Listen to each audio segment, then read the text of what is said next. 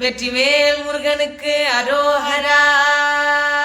திருநீரில் மருந்திருக்கு தெரியுமா? திருநீரில் மருந்திருக்கு தெரியுமா?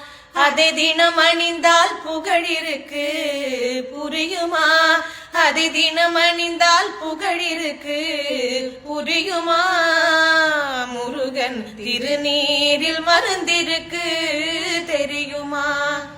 அருள் மணக்கும் ஐயனின் திருமருந்து, அருள் மணக்கும் ஐயனின் திருமருந்து, நல்ல அறிவு கண்ணை திறந்து வைக்கும் மறுமருந்து. அருள் மணக்கும் ஐயனின் திருமருந்து, நல்ல அறிவு கண்ணை திறந்து வைக்கும் அருமருந்து. அன்பு வழியில் வாழ வைக்கும் பெருமருந்து,